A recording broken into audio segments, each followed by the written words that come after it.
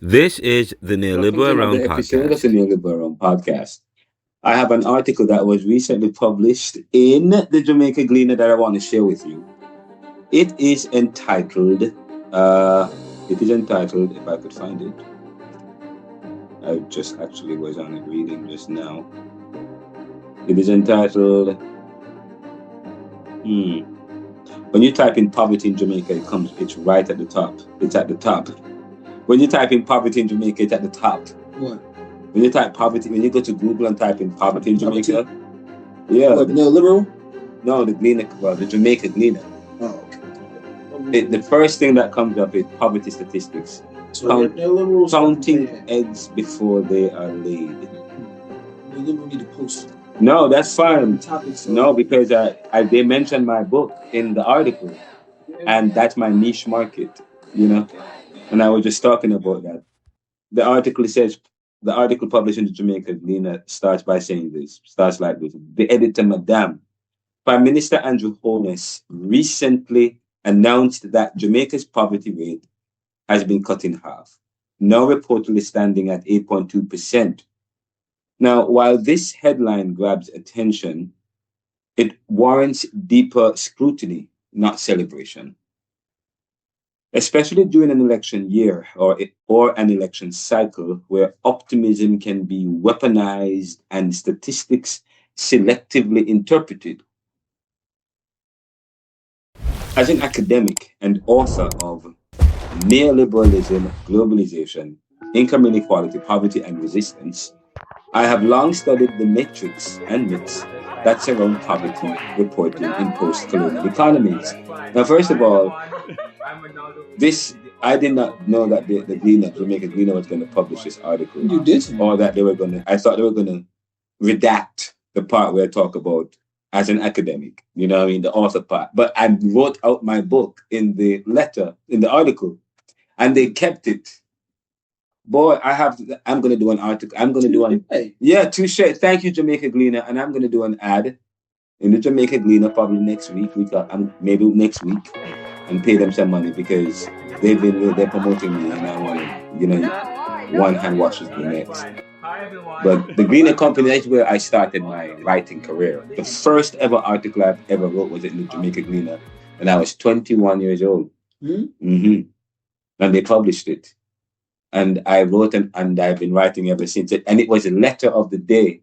I don't even remember the name of the article because I can't find it. It's not coming up. It was something about, I don't know, something about, it was about ethics. It was an ethical issue, an ethical dilemma. Something about an ethical dilemma. But anyways, the article continues as an academic and author of Neoliberalism, Globalization, Income Inequality, Poverty and Resistance. I've long studied the metrics and myths that surround poverty reporting in post-colonial economies. That shot was kind of warming. Yeah. Yeah, we'll get another one after we finish this this is a deep part. Jamaica is no stranger to fluctuations in poverty.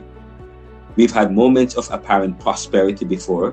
We have had moments of apparent prosperity before, only for them to unravel quickly due to geopolitical shifts, natural disasters, external debt obligations, IMF structural adjustments, and internal governance issues.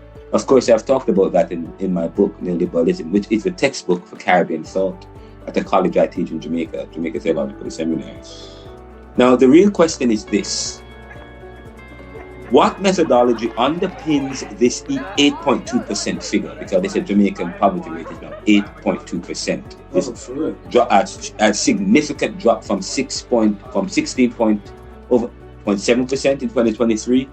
Now it's at 8.2%. That's So what methodology are they using to arrive at this figure? Are we still measuring poverty solely by average income per day? Right. Like $2 a day, $2.50 per day. If the average income per day, if Jamaicans earn $2.50 per day, they're not poor. Okay, the average Jamaican, and that in American money.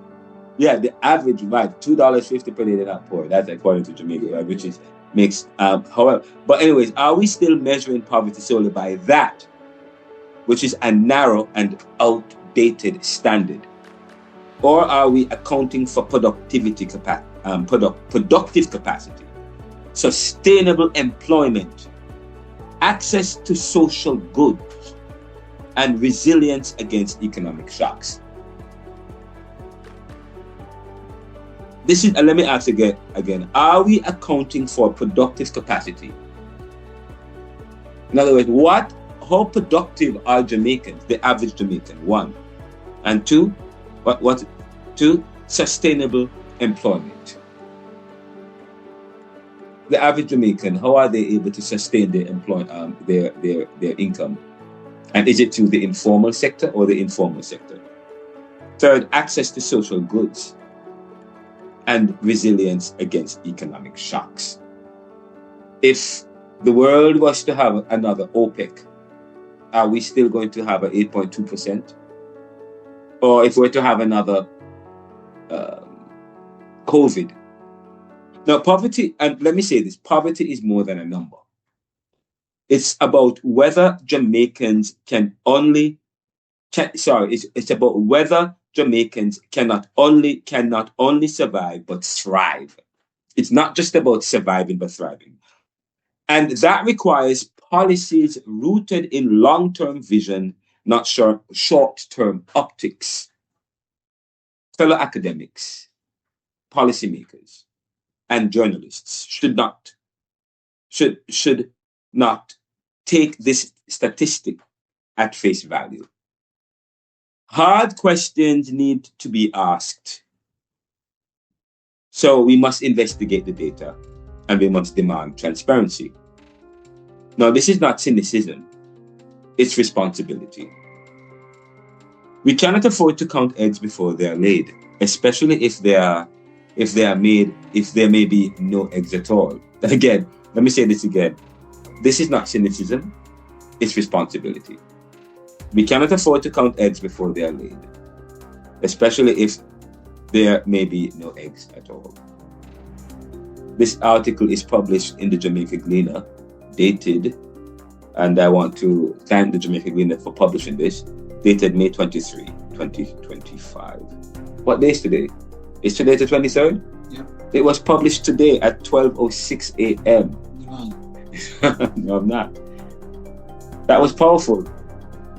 And by the way, I heard that the poverty, well, this is quite interesting, that it's really the PIOJ is reporting this, and the Prime Minister of Jamaica is saying that because of what the Jamaican government has done to help to reduce the poverty rate has been quite remarkable. In the 1970s, 80s, and 90s, under the IMF, when they were hamstringed in a sense, they could not provide social welfare programs in the way that they wanted to. They could not employ government initiatives that would help to bolster employment in the ways that they wanted to. They could not explore development opportunities with other countries like China in the ways. But now, with the relationship with China, not necessarily with the IMF or the US, but with China, and China modernizing the Jamaica and investing in Jamaica, it's opening up a lot of opportunities for Jamaicans. So the Prime Minister might be right in a sense, because it's what's happening there. And the fact that also that the Jamaican government have invested significantly in employment, in providing employment to Jamaicans. But the thing is, a lot of Jamaicans are still heavily dependent on remittances from people from overseas, from post-industrial countries. So, if you were to take away the remittances, then Jamaica, so this 8.2% would quadruple to probably 29-30%. So the 8.2% is on shaky grounds, because when I read the PIOJ, they talk about the fact that many households are surviving and thriving because of the remittances, although remittances decrease slightly after COVID, from COVID up to now. Remittances is still a significant. It's still a significant one of the top three earners in Jamaica. In fact, in many cases, Jamaican government can't even measure some of the remittances that come into Jamaica. But a lot of remittances flow into Jamaica. A lot of money flow into Jamaica from the US and from the UK, where Jamaicans are, from the diaspora. And that's where a lot of the poverty figures are also benefiting from that. And of course, a lot of call centers, Chinese investment in Jamaica has quadrupled over the last 5 years.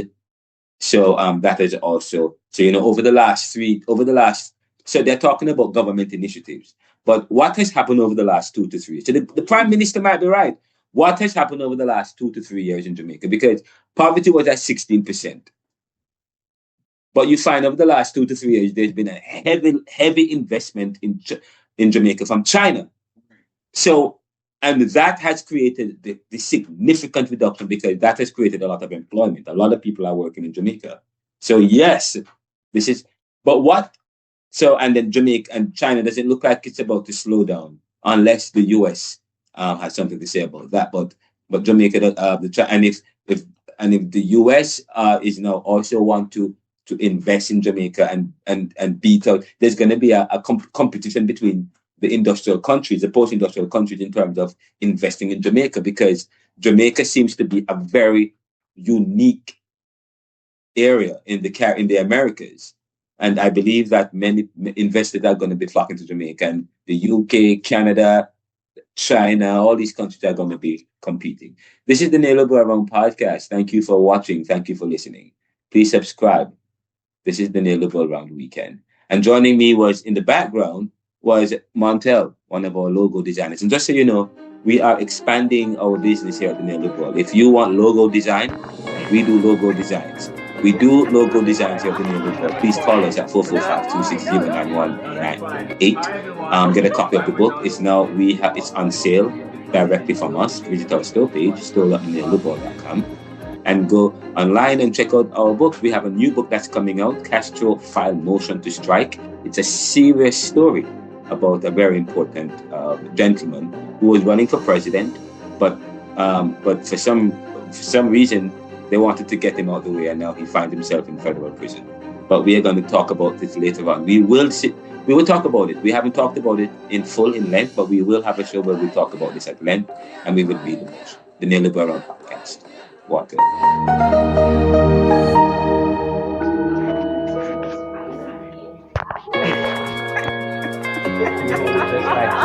recording. No, why? No, don't record me. No, that's fine. Hi everyone, I'm Renaldo, the author of Neoliberalism, Globalization, Economic Equality, Poverty and